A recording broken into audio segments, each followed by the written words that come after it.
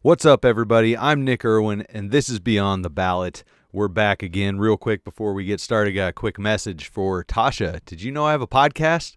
Anyway, all right, we're back. It's been a shaky couple of weeks with releases, but today I got the awesome Chris Cofer from Stateless Productions on to talk about their new film in the works, America's Police Crisis. If you're not familiar with Stateless Productions, they made the Monopoly on Violence documentary, which is absolutely fantastic. You can find it at monopolyonviolence.com and on Amazon streaming and on YouTube, all over the place. You got to check it out and get ready for America's Police Crisis. It's going to be fantastic. So before we get into talking with Chris, I got to thank my Beyond the Ballot super supporters, Maxwell, Dave, Dennis, and Chuck. Couldn't do it without you guys. Also, the podcast is produced by not only myself, but also Dave, Dennis, and Chuck at that producer level tier on Patreon. You guys, I can't tell you how much I appreciate you keeping the show afloat.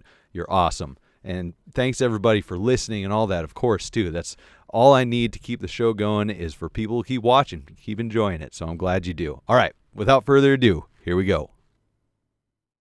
Shout out to Voluntary Apothecary. Voluntary Apothecary is here to fulfill all of your beard care needs. They carry beard oil, mustache wax, beard butter, and more. I only use their beard care products, and I love them.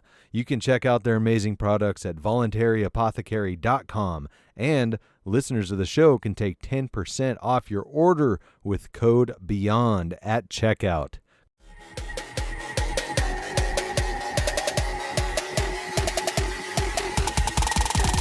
Professional anarchists.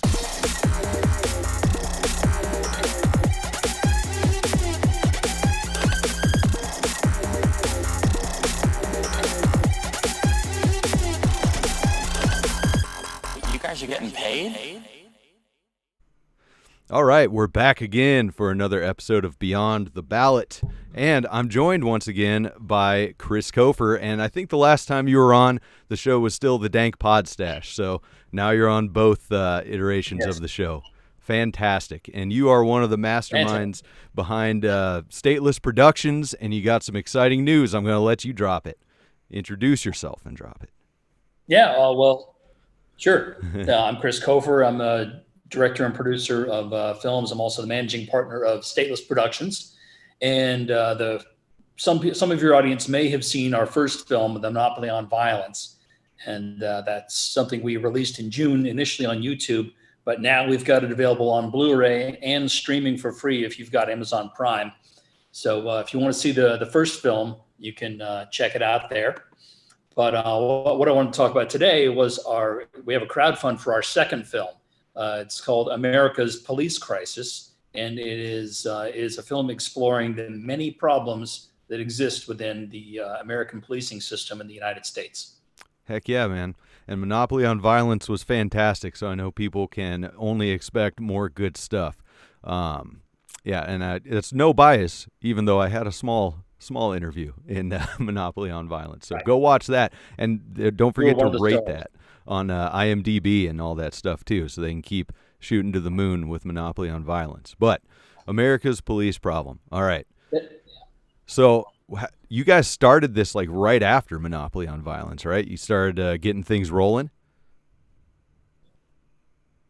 Yeah, the thing is with the Monopoly on Violence is that we're not really done with that yet. We have a lot of stuff that we're kind of doing. We're really kind of doing two things at once. We're not only planning the second film, we're trying to get the Monopoly on Violence seen in as many places as possible. So we're having it subtitled in different languages and potentially different audio subs or dubs. Nice. So how does meme translate into other languages? Because I know the word meme is thrown around in there quite a bit. Yeah, I have not figured that out yet. But I feel like memes, or at least the context of what they are now, is it's a lot more popular than it used to be. Oh, yeah. You know, it's like when you see like a foreign language subtitles and then you see an American word like Pepsi or something. Yeah. You know, I think meme is one of those words that's just got to be, you know, it's just going to be understood globally. Heck yeah. Have there been a lot of international views yet, or is that why you guys are working on getting the translations and stuff? Well, we've had some. The first crowdfund, we made Blu-rays initially to give to the people that we'd promised as a perk for the crowdfund, and there was a few dozen people in nations, all over the world, that ordered those. So we had to ship those out. So we know there's already international interest, and we've had a lot of people contact us, and like comment on the YouTube version, saying like, when do we get subtitles? Because there's a lot of people I know that want to see this. And we're actually working with somebody from Brazil to get Brazilian subtitles. They're almost done with them right now. Wow. And there's actually a lot of anarchists in Brazil, and not many people know that unless you're in some of these groups and you see that there's these, Brazilians lurking. Yeah. But I feel like they're going to be a key audience. And there's, recently I posted on Facebook asking my friends what foreign languages they were fluent in. So hopefully people will be able to help us out even more by translating the English subtitles into the languages that they're fluent in. Oh, fantastic. Yeah, I saw that post. I was wondering, I was like, what is this all about? What is Chris up to? No, that's great. And I read through the Indiegogo page the other day when you guys made the announcement for the new doc. And it was interesting because I think you mentioned, because you wrote most of the description and stuff in for the Indiegogo, that Monopoly on Violence kind of tackled more of behind what's going on, a more broad idea of where pretty much the problems with government and whatnot are coming from, and solutions and things like that. And it looks like the new doc is going to be a little more zeroed in on one specific problem. So was that a thought process that you guys had going from one to the other? It's like, all right, we got the main stuff out there. Let's zero in. Yeah, that's. I'm glad you bring that up, because one thing we kind of learned since we released the film is that it's really good for people who are already kind of familiar with, having issues with government or libertarian thought and that kind of stuff. But it's not as broad or general, for a mainstream audience. And so for the police issue, we're not making a strictly, anarchist propaganda type of thing. We're talking about the problems that we have in this country, and we're including the solutions that other people have brought up, like things that we might consider lesser reforms, but nonetheless they're part of the conversation. And it's we may favor police abolition, but not everybody's going to want to hear that. So if we include that with other choices that are being offered, people will say, "Oh, well, at least that's an option on the menu." Yeah. Absolutely. And I kind of realized that we jumped ahead digging into all this stuff, and maybe there's some people listening who haven't seen Monopoly on Violence yet. Can you give a quick overview of what they should expect going in? Because I would assume that everybody listening to the show already has some of the anti-government and libertarian thought running through their heads. But maybe for new people who found it and whatnot, what can they expect from Monopoly on Violence? And then we'll jump back to the new doc. The Monopoly on Violence is essentially a primer on anarchism. Really, it's the history of the state in a very broad history. It's we obviously don't cover everything, but just to let people know, to start thinking about the state form and what it is, how it really hasn't been around very long. It's only been around for about 4% of human history, and it's the last 8,000 years. Mm-hmm. And we start by talking about all the various, forms of anarchist thought, dating back to maybe 6,000 years. You start seeing references in Lao Tzu and Zeno about, being anti-state or against, governing people, not letting them have a choice in how they run their lives. Mm-hmm. And we're pretty accurate, and we've got a big chunk of anarchist history where we deal with the various forms of anarchist thought that became popular in Europe.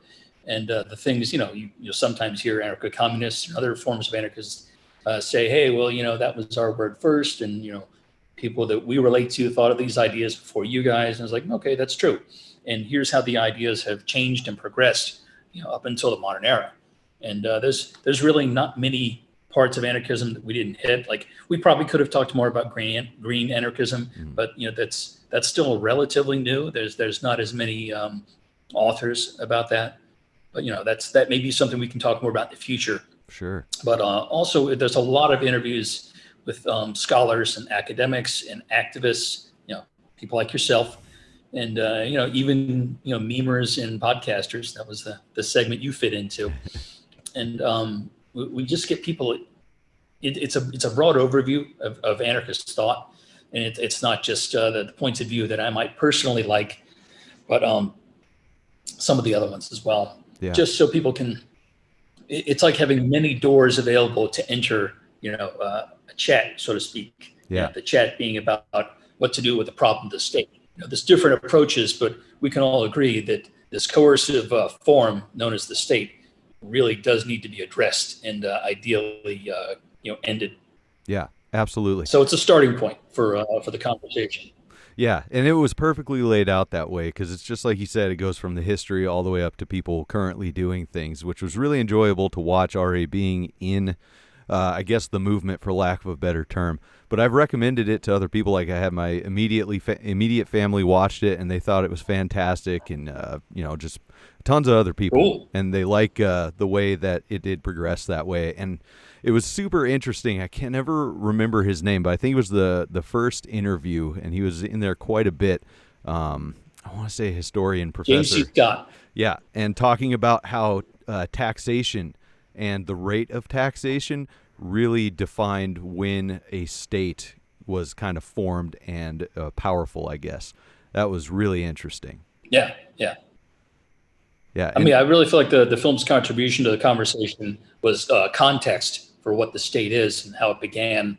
It's really wasn't started as like a charity, a way for helping a bunch of people in an area, get their things together. It was basically kind of like a gang running, a plantation. Yeah. Yeah, absolutely. That's a concept I've gotten into so many discussions or arguments, if you will, about online. It's like, well, we've always had a state. They're doing it to help people, and it's maximizing freedom versus security. I'm like, yeah, I don't think that's exactly how it went, because it's more roving bands that discovered, if we settle down here and start charging people instead of just coming through and killing them and taking all their stuff, we get to harvest from them for longer, and became what it is today. What a progression. Right, and like Jim Scott said, many of the early wars by states were, basically slave raids. You go to this neighboring community, which you gauge is not as strong as yours, and you kidnap people and you bring it back, and they're your new citizens. But it's just a kidnapping racket. Yeah, absolutely. That made I'm listening to this audio drama podcast, and that concept exactly is used for one of the gangs in there. So, and I see that all the time too, not just historically, but in fiction as well. The taking of people to be, new quote unquote citizens or whatever. It's very interesting how that transcends history and fiction. But yeah, so when did the idea for the police problem documentary first pop up? Was it before you guys started Monopoly on Violence, or was it during, or? No, I mean, when we were making Monopoly on Violence, I looked through it, and the way we structured the film, you could probably take apart different pieces of it and make expanded, larger films about most of those sections. Mm-hmm. And I had I started making a long list of things I wanted to see films about or make films about. And, we released it in June, and it took a couple of weeks just to sort of chill out because, editing was pretty intense, especially towards the end. Yeah.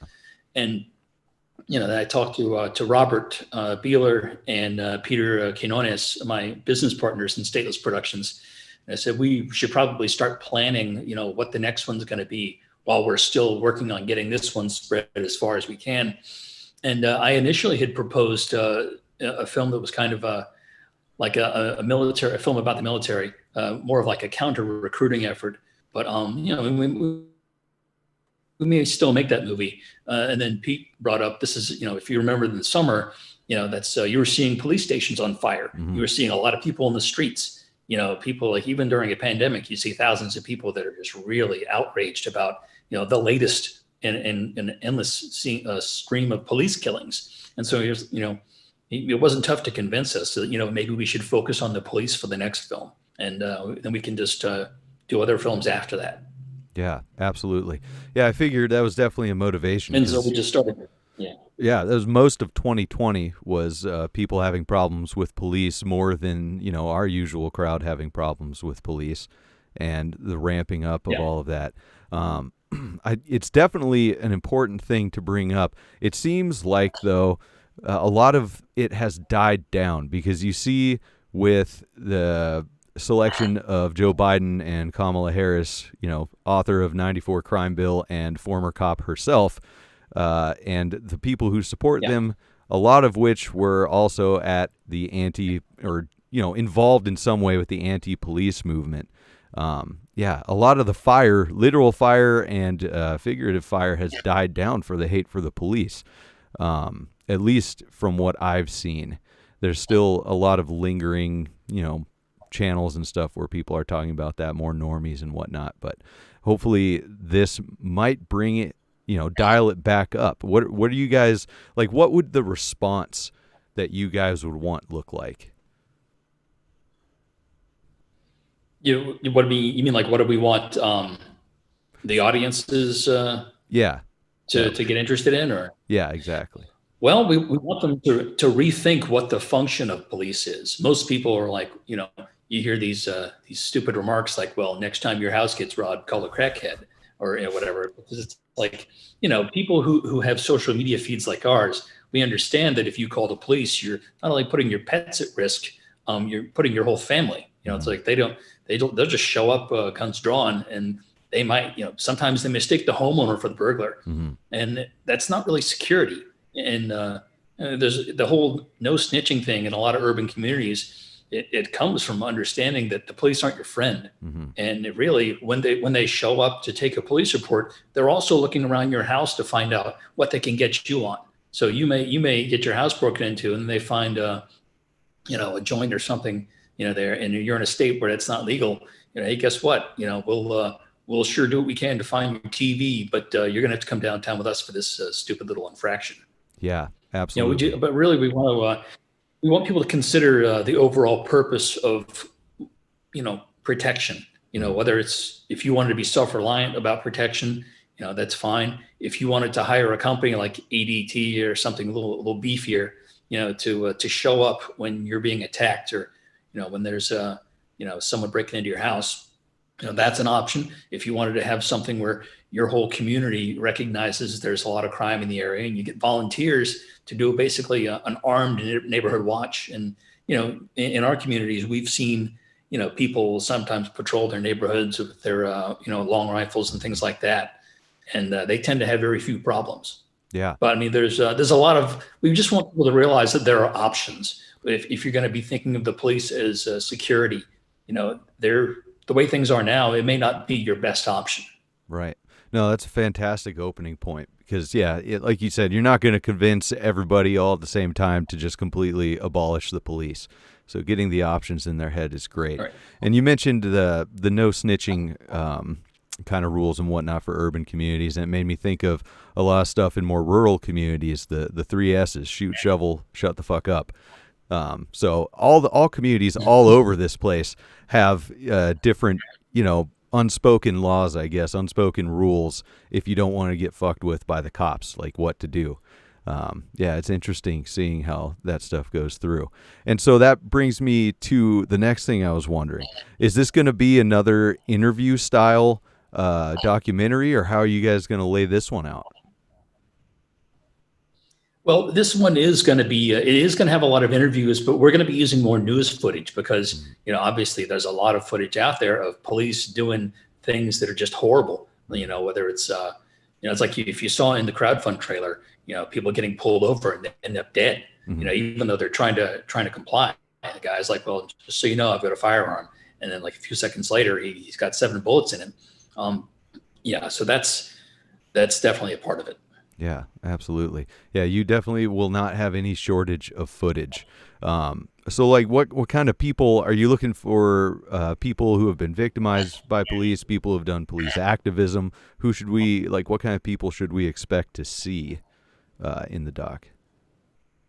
Well, the thing about this movie is because we're trying to reach a broader audience, it's really not just going to be a bunch of anarchists making a film for other anarchists to say like, well, it's the cops are bad and here's why. we do want to interview some cops, Mm-hmm. cops that have the, obviously the point of view the cops are good and necessary, but also there's like authors we want to interview. Like we would like to interview Bradley Balco, who had this really, really important book about the rise of the militarization of police.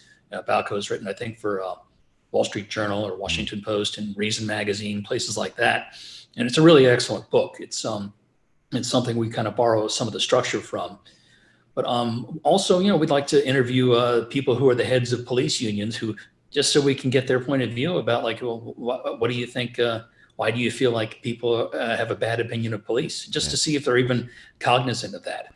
But also, like you were saying, people who have been victimized by police, because there's a lot of those. And, getting 30 seconds of a snippet on the news may not be the full story. You may not really understand how people's families are devastated by this.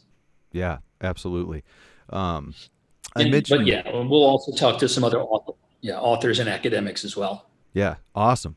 So I mentioned there's a podcast I mention on my show all the time called Behind the Bastards. It's hosted by a guy named Robert Evans, and he goes into all the biggest bastards throughout history from, back Hitler, Stalin, all those people, all the way up to currently people like Roger Stone, tons and tons of people. But he did a fantastic series within Behind the Bastards called Behind the Police, where it's a history of American policing from the origins to now. Wow. And he used to write for like Cracked, and he was a war correspondent in Syria and stuff like that. So definitely add Robert Evans to your list. It's fantastic. He's probably the most left-leaning person that I like. He's pretty left-leaning. But I'm going to check out that series. I will definitely check out that series and find out what else in his work would be of interest.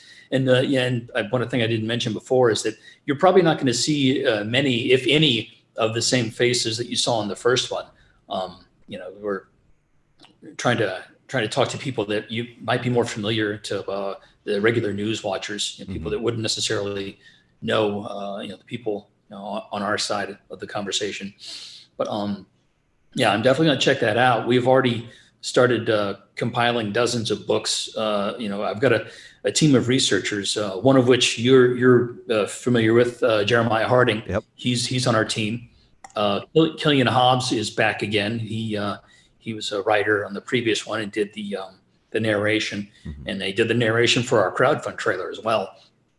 And also Christopher Sauerwein, who was sort of our in-house economics expert. He's pointed out some things already that I didn't really consider about the economic incentives behind some of this police behavior, and we're going to try to explore that as well. But we're going to try to present things in a way that's not too heady, because like the first movie is very information dense, and on this one we kind of want it to be more relatable, like so you can understand how things relate to your life, right? Rather than just a bunch of data and a bunch of history, but here's some things that affect you specifically. Yeah, fantastic. Just really zeroing in on that stuff, the relatability. I forgot what I was going to ask you right now. It's such a good question. But, you mentioned the economic incentives behind policing and stuff like that. And that's kind of been popping in my head here because we know right now I guess a lot of the current climate, the attitude toward, as far as economics among mostly not anarchists, I would imagine, maybe it's more anarchists or not, is pretty anti-capitalist in the U.S., it seems. Like there's a huge anti-capitalist movement feeling out there, and a lot of times they link that capitalism with policing the state and all that stuff. What do you think about that? Like, is that something you guys are going to look into for the documentary? Are police the enablers of the, I guess, quote unquote capitalism that we have today, that kind of thing? Yeah, actually, one of the books I'd already started reading, it took me like a few pages to realize. I was like, why does this feel so one-sided in the way it looks? It was a labor historian who had written History of the Police, and it was all about how the police were there to protect the capitalist class and the property owners, from the workers who were trying to get their, fair share, whatever that may be. But the economic side of it, it's going to be exploring. I mean, but if there's not a private version of this, then how can you really determine how much money to spend on it? It's like, if how do you know what the cost of policing should be? I mean, should it be like a blank check, or and what money you do spend on them?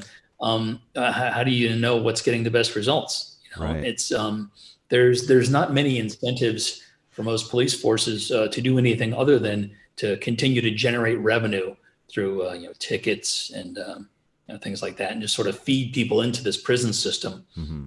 And they reward the officers who get the most arrests, and they're kind of incentivized, not necessarily to tell the truth, but just to keep the treadmill moving of people from neighborhoods into the prisons eventually. Yeah.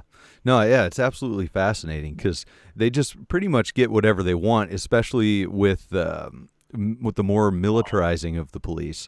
That's just so much money, and they get all that stuff, for cheap, but it's just government money exchanging hands when you're getting them military equipment that is been used and whatnot already. But I imagine that this is going to take you partially down the rabbit hole of,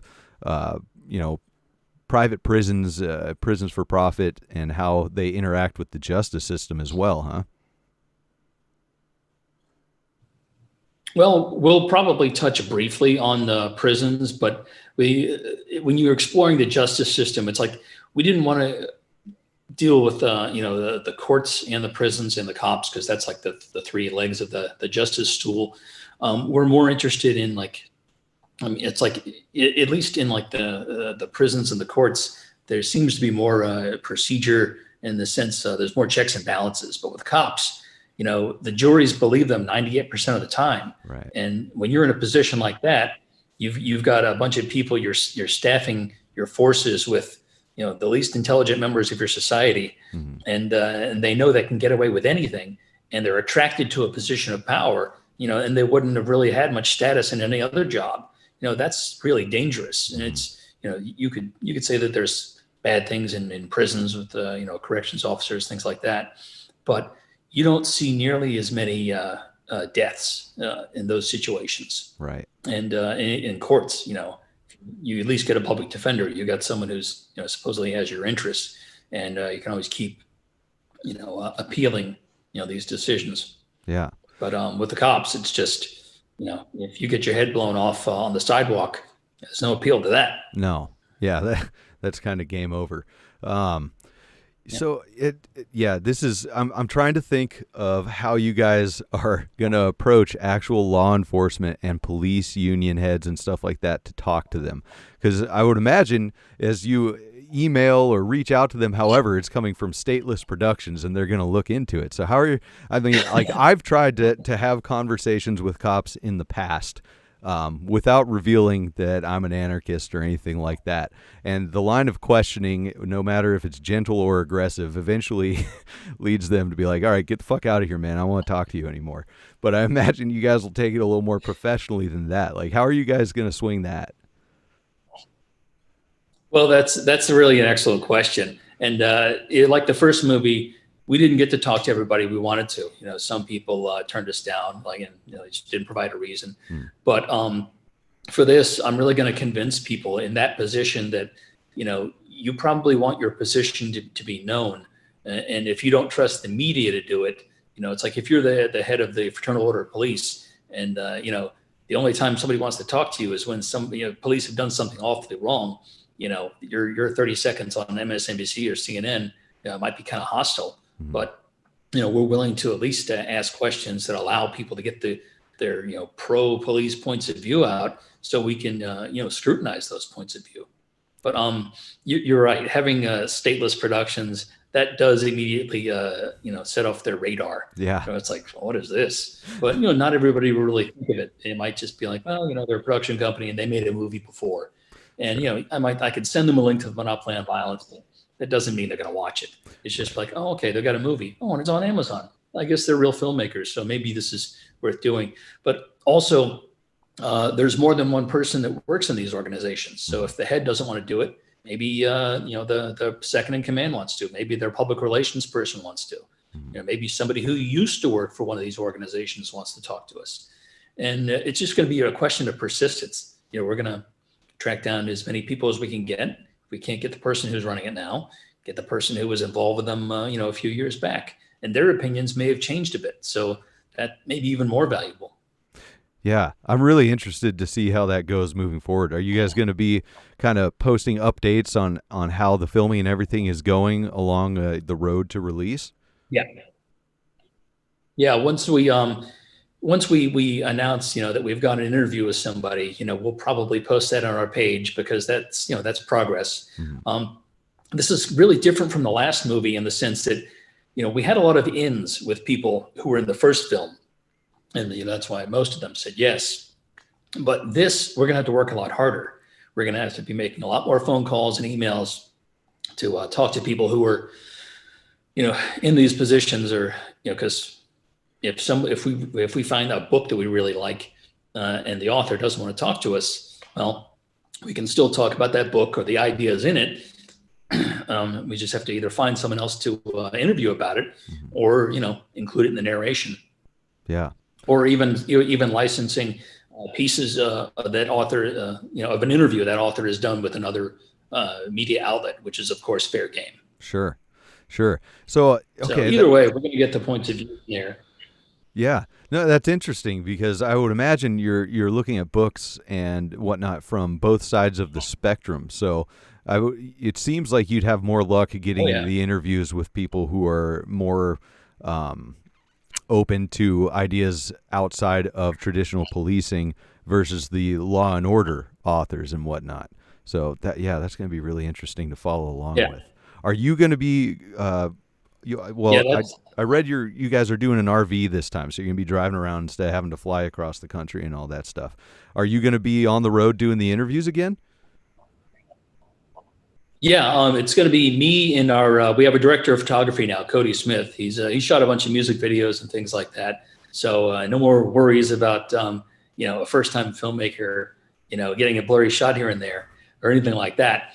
But I've already talked to him. We're going to try to line up all the interviews so they're within like a 2-week period, and that way we're kind of we only have to pay our DP for those 2 weeks, rather than saying like, hey, we found someone else who said yes, so now we got to buy a plane ticket. Plane tickets just choke a budget, So we spent a lot of money on plane tickets. Not only that, you've got to pay money for a rental car or a Lyft, to get anywhere from 2 to 6 rides in that city, which eventually is going to add up to about the cost of a rental car.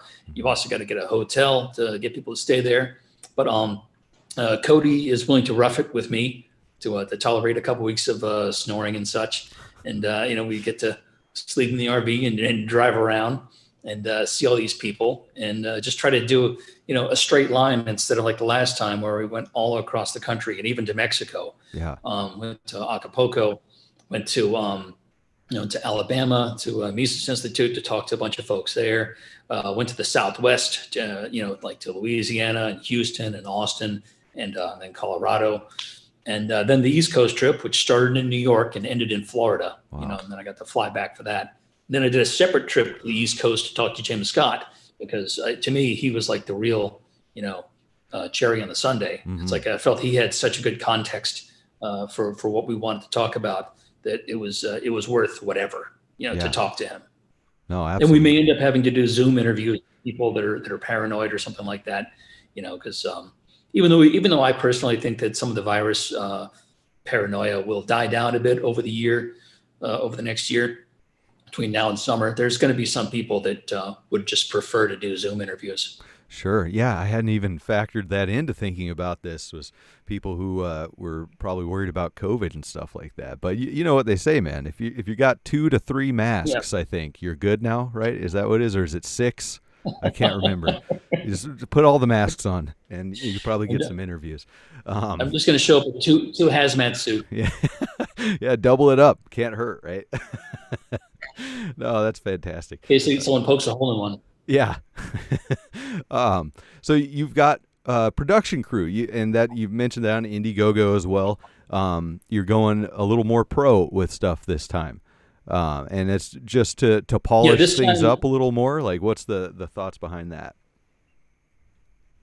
well, the first film is like, we talk much about the behind the scenes of stuff, just because not everyone knows how a film is made, and it gets kind of boring to talk for people to hear it.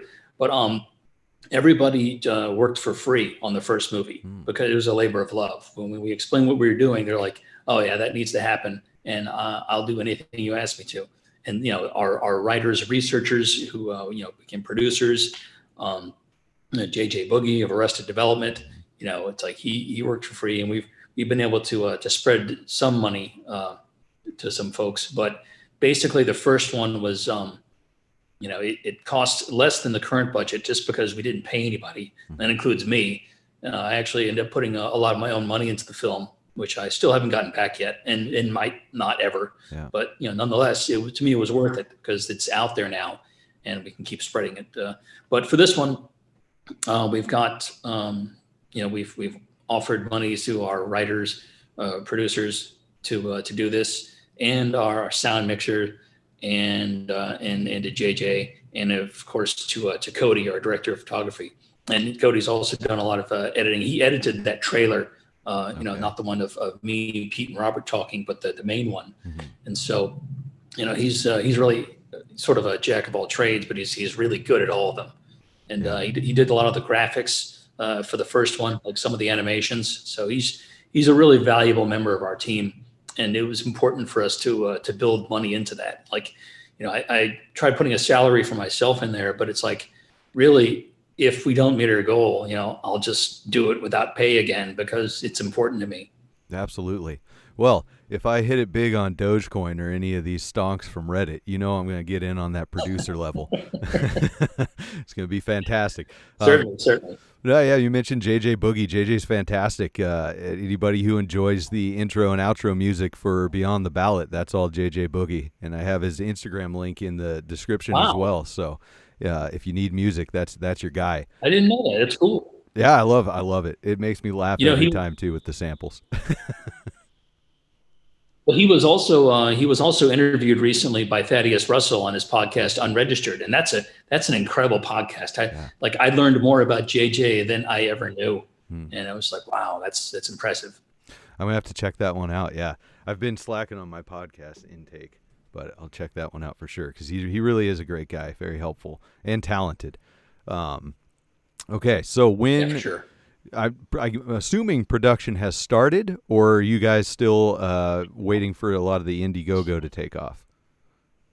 Well, the phase we're in now is technically pre-production. So it's a lot of, really most of our effort was just focused on getting the crowdfund launched. And now that that's done, it's trying to, promote the crowdfund, which is like appearances on shows like yours.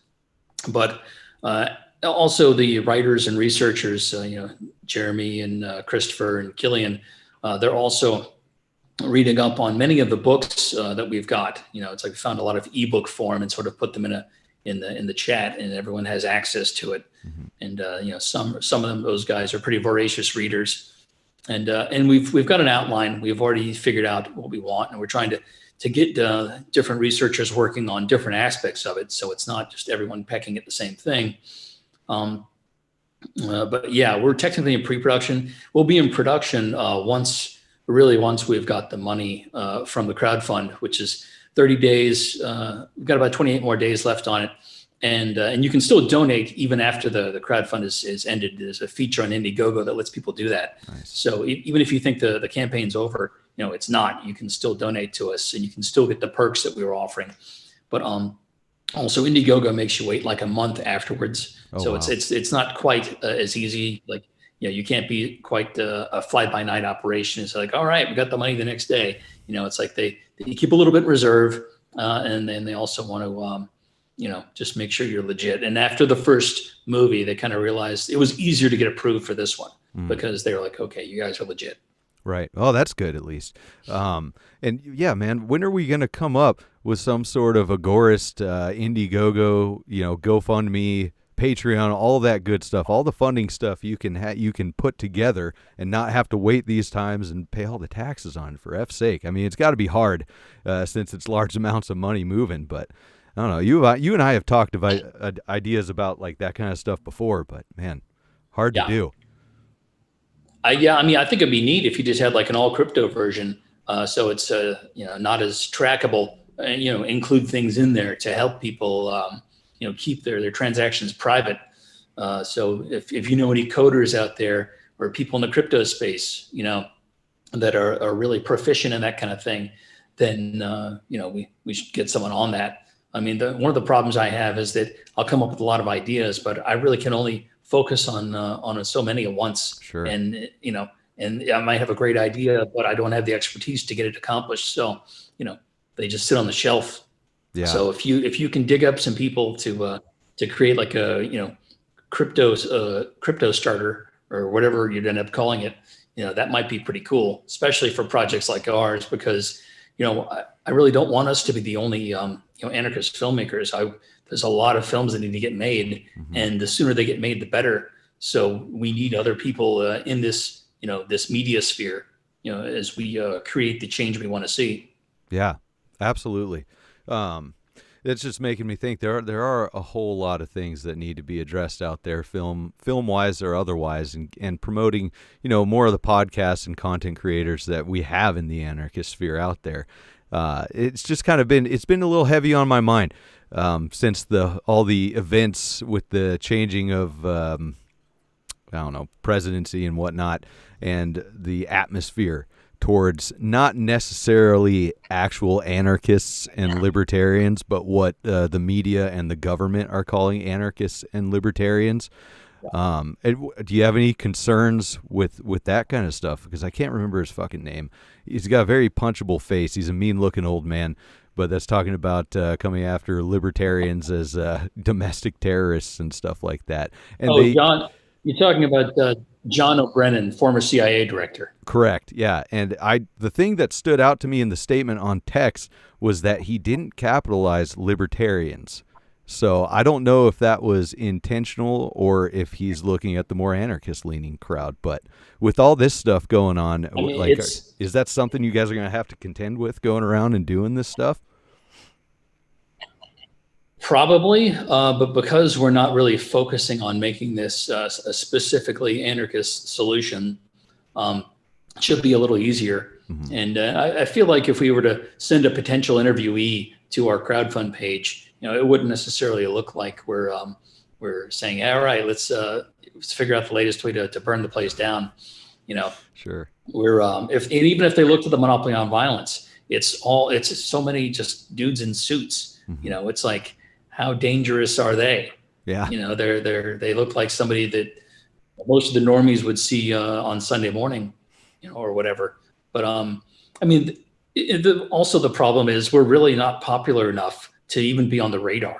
Sure. So it's like, it may be like by the time the film is released, I'm sure people will have their anti-anarchist positions and stuff like that, and they'll start noticing. It's like they're starting to notice meme culture more because of the whole thing with GameStop, mm-hmm. And you see news reports of memes that we've either made or shared, up on the screen, and you just can't help but laugh because so good. They're so clueless. They occasionally will look in and see what's going on in the culture, but they can't swim in it. They can't understand it. They're at a disadvantage. So I think it'll be a while before we get noticed. It'll probably be once somebody starts seeing the film on Amazon or somewhere else. Sure. Yeah, I'm thinking of all the images that have made it to the news lately. There's some pretty fire meme templates that have made it onto CNN and stuff. Some newer ones, not just the old, Courage or Chaos Wolf, all those really old ones and stuff. But I was thinking of Vice sent a reporter to 4chan to try to figure out what's going on. I saw that. They said, if anybody's familiar, you just can't do that because they'll just eviscerate you. They'll shred you. It's like you send a reporter into the cesspool. they're not going to understand what's going on because everyone's just going to attack them. Right. Yeah. If anyone's unfamiliar with 4chan culture that listens to this, I'm sure some are.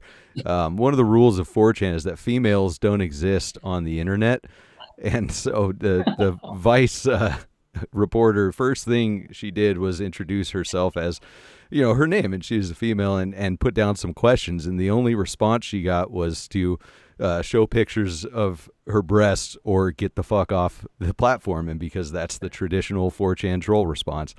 So yeah, I think you guys have a major advantage going into this, knowing the culture much better. Yeah, I mean, if anything, it's like we've kind of got the audience of low culture, meme culture, the margins in a sense, or at least we have more of an advantage there. And we're looking to sort of creep outwards in the same way that memes do, because like you occasionally see the normies catch onto a meme, and then you see like you get more friend requests because someone who's been looking into memes or whatever ideology for about 6 months is really curious about sort of crossing over into it. Yeah. So and we're hoping that the films will have a similar effect. Yeah, absolutely. They got to, because that's exactly how it works. It's like I said on in Monopoly on Violence, the little freedom seeds that float out there, and they are getting out there.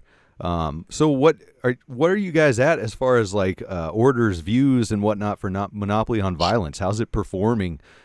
Is it performing up to your guys' expectations? Well, we're on YouTube. We're I think we're at like 97,000 views, Nice. which is pretty good, and still getting overwhelmingly positive responses, like thumbs up, in ratio to thumbs down. On Amazon, they've got a kind of a different way of looking at it. They've got they measure their sort of views by minutes streamed, but also by people who have bought or rented. And we haven't really made that much from people who have bought or rented, because I wanted it to be free on Prime, just so people could say like, I'm not gonna, if they saw they had to pay for it, they didn't know anything about it, they might be like, they might balk, they might not watch it. Sure. But since it's on Prime, I checked the numbers last night.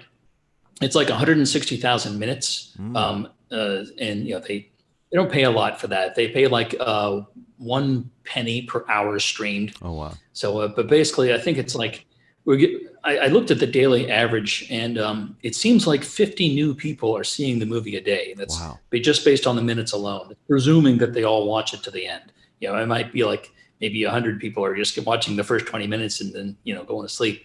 But realistically, I think it's kind of better, because the people who are watching your movie on YouTube aren't necessarily the same people that are watching it on Amazon. Right. And it's subtitled, and so it's a good thing. It's we're really mainly on Amazon for exposure and in the perception of legitimacy, because a lot's happened since we started making the Monopoly on Violence. It's like the film distribution world is kind of crazy. Like the streaming world has tightened up a lot. Right. Like we started off making Monopoly on Violence, talking about how we wanted to get on Netflix, and over the year, it's like you kind of realize how really difficult that is, especially if you don't have any. There's a couple of people that the normies might recognize in that movie, but no like actors, things like that. And so it's and things have changed. It's like all these a couple of years ago when we started, a lot of these streaming companies were just sucking up all this content, all these movies and documentaries and things like that. But now there's a glut. They're saturated. So it's tougher to get your stuff on there, and Amazon is just like chopping, movies off. Like they've got a bunch of different metrics, and nobody knows what they are. It's beyond just how many views you get. And so if they just decide that you're no longer worth it, your movie gets dropped off their platform. Oh wow. And without a reason. And dealing with Amazon has been infuriating for me. It's like I was the one who was doing all that stuff behind the scenes, and it took 6 months from the time I submitted the movie until they eventually, let the movie get aired on their platform. Right. And it ended with like the last 2 weeks of me sending angry emails to them, lots of typing in all caps in various parts, which is not me. It's not what I like to do, but I'll do it if I have to. And it's actually, I think, what got us on there. Wow. But yeah, it's frustrating dealing with Amazon in any other way than being one of their customers. Oh, I can because it's imagine. like they're pretty good about, yeah, they're pretty good at returns and stuff like that. But it's like even with the Blu-ray, it's like it's taken forever to get paid for them, and they want to keep some of them in reserve in case people return the movie. And yeah, plus that's all stuff that I had to kind of learn, as I Yeah. go, which is like, I'm trying to start up a new film and also learn how to get the film I've already made seen by as many people as possible. And that process isn't done. Even by the time we finish, this new movie, we'll still be trying to get the first one in as many places as we can. Yeah, absolutely. No, it's a monumental task, and I'm almost afraid to ask if you're still trying to mess with Netflix to get them on there after everything you've gone through with Amazon. No. No, Now, if you want to get on Netflix, you have to go through what's called an aggregator. That's like if you want to get on iTunes, you go through an aggregator, and these are just like miniature studios that have relationships with those platforms. And for something like iTunes, pretty much you can get on there, unless your film is just really offensive or something. But Netflix, they're incredibly picky. And I was disappointed recently when I was looking at some of these aggregators when they're talking about what kind of documentaries these companies want. And most of them want something that's story-based. And even though the new one will have some story within it, there's no overarching story. It's just like, here's a film about the police. Sure. And, to them, they're like, that's that a story? Or is that, like where I come from is like, I'm in my mid 40s, so I'm used to documentaries when they were, they were real documentaries. Right. It was I'm used to seeing documentaries before the age of reality television, when really things just kind of went to shit over the last 20 years. And there's still good documentaries being made, but things are different. It's like it doesn't. There's a lower barrier of entry, and people are chasing the market rather than I used to have this impression that people made documentaries because they was like in the pursuit of truth, in the same way that when you see that an academic has written a book, like, oh, okay, someone finally told the truth about whatever, and that's like a really naive way to look at it. But as I now know, but still, it's a very different game. Yeah. And I expect it's possible that we could get the second movie on Netflix because we're considering a celebrity narrator, and we're not really ready to discuss that yet because we haven't approached the person. But we know like 3 people that know this person, and I feel like it would be good subject matter for them to narrate, and they would be sympathetic to it. So I just want to wait until we actually have some of the film put together before we do that. Yeah, I hope so, man. And if we had if we had somebody high profile, there's a much better chance of the film being on something like Netflix. Absolutely, yeah. That'd be really great. I think, despite what I said earlier about how the anti-police kind of feelings may be cooling down a little bit in the U.S., it's still a hot issue. It's still a top issue. So hopefully that'll help boost you guys into a lot of the places that you need to go. And I'm really looking forward to it. I really am. So we're at like about 10 minutes, and I got ads and stuff I got to play, but I want you to tell everybody how they can support it, where they can find both the Monopoly on Violence and America's Police Problem, all that stuff. Plug it all. Well, for the Monopoly on Violence, you can go to the monopolyonviolence.com, and we're going to have a link there which will show you, or you can just go to Amazon and search for the Monopoly on Violence. But you'd have to make sure it's the word on instead of, because we discovered after we released our film that there's a French film called The Monopoly of Violence. And that's dealing with the police in Paris, I believe. Oh, wow. They have a sort of a narrower focus. It's not as much about what our film's about. But you can go to monopolyonviolence.com, or you can go to our Facebook page, Stateless Productions, or the Monopoly on Violence. They both have pages, and you have links to the Amazon thing there. I'll email you a link to our film on Amazon, just so you can easily guide people there. But for the new film, America's Police Crisis, you can go to americaspolicecrisis.com, and it'll take you right to our crowdfund. You'll find out a lot more information. Whatever I may have missed out on in this interview, you'll find it there. And that's where it's at for now. We're a few $1,000s into our crowdfund. And so we're just trying to get it rolling a bit more. Perfect. America's Police that's Crisis. pretty much where it's at. But if you follow, And if you follow us on Facebook at our Stateless Productions page, you'll see regular updates for it. Fantastic. I'll have, and we're also on we're on other platforms as well, like Instagram and a few others. We've got a YouTube channel, youtube.com/Stateless Productions. But I'll send you those links so you got it. We're also on Twitter. Hell yeah. I'll have every single one of those in the description for this show, so people can just click, drag down there, and you'll find every way to find Monopoly on Violence and America's Police Crisis, how to support them, where to watch, updates, all that stuff. Chris, my man, thank you. Absolutely fantastic as usual. I'm sorry I missed you traveling in Georgia. You owe Robert a beating, but it's okay. We'll hit him next time. Yeah, all is forgiven.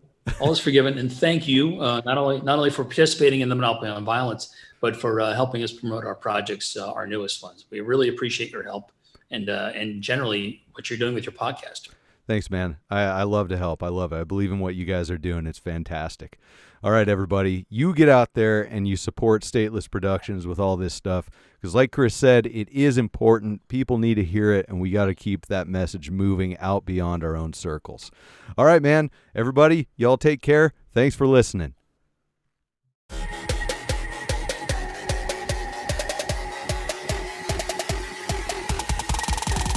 Professional anarchists.